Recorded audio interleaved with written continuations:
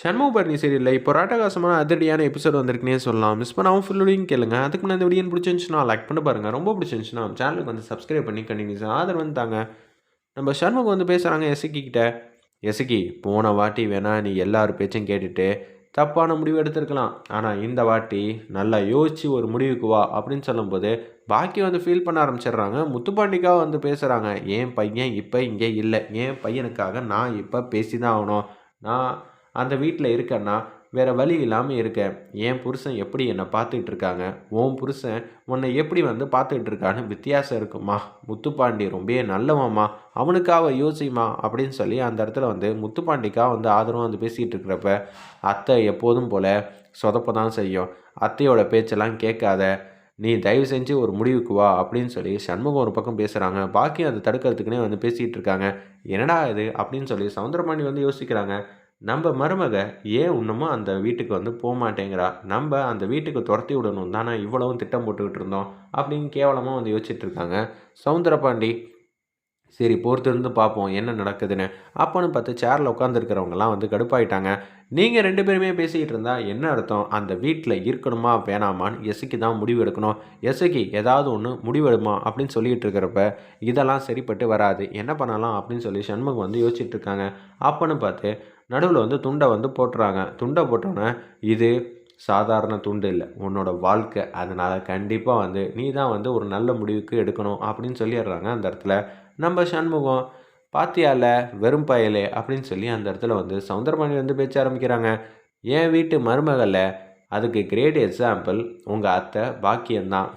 தயவு செஞ்சு நீ கூப்பிட்ற வேலையெல்லாம் வச்சுக்காத. அவன் என் வீட்டு மருமகளாக இருக்கிறதுனால அவள் அமைதியாக தான் இருந்து ஆகணும், வேறு ஆப்ஷனும் இல்லை, வேறு வழியும் இல்லை அப்படின்னு சொல்லும்போது, ஏய் உங்கள் மாமனார் வந்து ஏதோ திட்டம் போட்டு உன்னை அந்த பக்கம் அனுப்பணும்னு பிளான் பண்ணிக்கிட்டு இருக்காப்புல.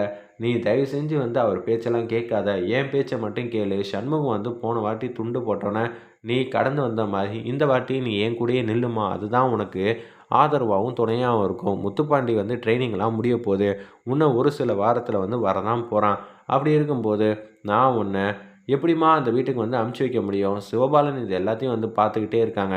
அம்மா, எதுவாக இருந்தாலும் அண்ணி ஒரு முடிவு வந்து எடுக்கட்டும்மா, நீ தேவையில்லாமல் வந்து பிரச்சனை பண்ணாதம்மா, அவங்களாம் முடிவு எடுக்கட்டும், நீ ஏன் இப்படியெல்லாம் பேசிகிட்டு இருக்கேன்னு சிவபாலன் வந்து ஒரு பக்கம் வந்து கேட்குறாங்க.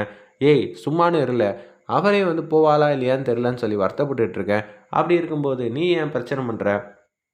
என்னம்மா நியாயத்தை சொன்னால் கூட பேச விட மாட்டியான்னு சிவபாலன் பேசும்போது அப்படியே அமைதியாகிடுறாங்க அந்த இடத்துல.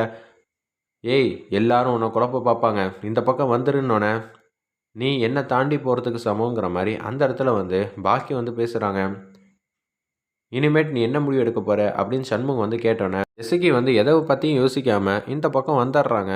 துண்டை வந்து எடுத்துடுறாங்க. துண்டை வந்து கண்ணில் வந்து ஒத்திட்டு அப்படியே அவங்க அண்ணக்கிட்ட கொடுக்குறாங்க. இதுதான் என் தங்கச்சி, என் தங்கச்சி தான் என்னோட உலகமே, நான் அவளை பத்திரமா வந்து பார்த்துப்பேன். அத்தை, நீ தப்பு கணக்கு போடுற. பாசத்தை யாரு முன்னாடியும் வந்து கட்டுக்குள்ளே கொண்டு வர முடியாது. அண்ணன் தங்கச்சிக்குள்ளே இருக்கிற பாசம் சொல்கிறதுக்கு வார்த்தை இல்லாமல் இருக்குது. உங்கள் அண்ணன் எப்படியோ எனக்கு தெரியாது, ஆனால் என் தங்கச்சிக்கு ஏதாவது ஒன்றுனா நான் வந்து நிற்பேன். ஏய் முத்துப்பாண்டிக்கு நான் இப்போ என்னல்ல சொல்லுவேன், எசக்கி தப்பு பண்ணிட்டியேம்மா அப்படின்னு சொல்லும்போது, எனக்கு எங்கள் அண்ணன் தான் எல்லாமே.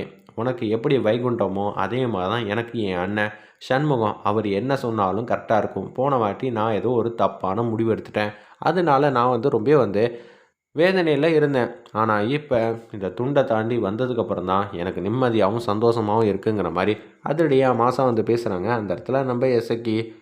ஆமாம், மதினி இப்போ தாம்மா கரெக்டான முடிவு எடுத்திருக்காங்க. அண்ணன் வந்ததுக்கப்புறம் எதுவாக இருந்தாலும் பேசிக்கலாம் அப்படின்னு சொல்லும்போது, ஏய் இப்போ தானே சந்தோஷமான முடிவு எடுத்திருக்கோம் அப்படின்னு சொல்லி அந்த இடத்துல வந்து டமால் டுமின்ங்கிற மாதிரி வைக்கிறாங்க. ஏலே, பொண்ணை வந்து எங்கள் வீட்டிலேருந்து உங்கள் வீட்டுக்கு கூட்டிகிட்டு போகிற, அதுக்கா இப்படியெல்லாம் பண்ணிகிட்டு இருக்கீங்க? ஆமால, இதுவும் வந்து திருவிழா மாதிரி கொண்டாட தான் போகிறேன்னு சொல்லி மேளதாளம், அது மட்டும் இல்லாமல் காரு, டெக்கரேஷன் காரு எல்லாத்தையும் வந்து கொண்டு வந்துகிட்டு இருக்காங்க. இவன் என்னல்ல, பொண்ணை அவங்க வீட்டுக்கு கூட்டிகிட்டு போகிறப்ப இப்படியெல்லாம் பண்ணிக்கிட்டு இருக்கான். ஊர் முழுக்க இவனே வந்து டமார் அடிப்பான் போல இருக்கே. சரி சரி பார்ப்போம் அப்படின்னு சொல்லும்போது, இப்படியெல்லாம் பண்ணிக்கிட்டு இருக்க, உன்னை தான் வந்து கிண்டலும் கேலியுமா பண்ணுவாங்கன்னு சண்முகக்கிட்ட வந்து பேசுகிறாங்க சவுந்தரபாண்டி. அச்சச்சோ, உனக்கு ஒரு ட்விஸ்ட் வச்சுருக்கேன் மாமனாரே, எப்போதும் நான் உன்னை பத்திரமா பார்த்துப்பேன். இந்த வாட்டி என் தங்கச்சியை வந்து நீ இப்படியெல்லாம் பண்ணியிருக்க, அப்படி இருக்கும்போது நான் உன்னை சும்மா விடுவேனா அப்படின்னு சொல்லி கேட்குறாங்க. அண்ணே என்னென்ன பண்ண போகிற? அங்கே பாரு இனிமேட்டு வந்து சவுந்தரபாண்டியை வந்து எல்லாரும் டவுசர் சவுந்தரபாண்டின்னு தான் கூப்பிடுவாங்கன்னு சொல்லி அந்த இடத்துல வந்து காமெடியாக வந்து பேசுகிறாங்க. பேனர்லாம் வச்சுருக்காங்க பிறகு ஓடி வர போஸ்லாம். இதை பார்த்தோன்னே ஏலே என்னெல்லாம் பண்ணுற அப்படின்னு சொல்கிறாங்க. இது மட்டும் இல்லை மாமனாரே, ஸ்பெஷலான விஷயம்லாம் ஏகப்பட்ட பேர் வந்து களத்தில் வந்து இறக்கியிருக்கேன். ஒரு 100 பேர்கிட்ட வந்து நோட்டீஸ் வந்து கொடுத்துக்கிட்டு இருக்காங்க. அந்த இடத்துல என்ன நோட்டீஸு? சவுந்தரபாண்டி வந்து படிப்பாப்புல. இருப்பினும் வந்து நம்ம படித்து காட்டினா தானே மாசா இருக்கும். அவர் பாட்டமாக இருக்கிறப்ப ஏதாவது திக்குனாருன்னா என்ன பண்ணுறது? சவுந்தரபாண்டி என்னென்னலாம் பண்ணாங்களோ அதை அப்படியே வந்து எழுதி வச்சு, இது எல்லாம் நீ பண்ணி வச்ச வேலை. இது எல்லாருக்கும் வந்து கொடுக்கணும். அதுவும் சுற்றி இருக்கிற எல்லா ஊருக்கும் அப்படின்னு சொல்லும்போது வந்து, நீ யார் எப்பேர்ப்பட்டவன் தெரியணும்ல.